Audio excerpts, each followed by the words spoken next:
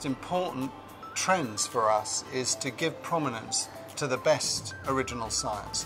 If we're going to attract people who are doing the best science and making the new discoveries, they've got to be given a platform that they feel is adequate for their work.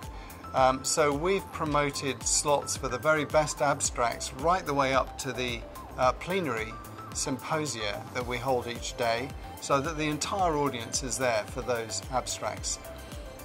Of course, we still have senior invited speakers, and we construct the program around a theme, and we bring those abstracts themed along with the speakers to be part of that. Likewise, in the parallel symposia, where there are a large proportion of the attendees will be present, there are always original abstracts alongside the invited speakers, as long as those abstracts exist, as long as they're submitted and they're relevant to the theme.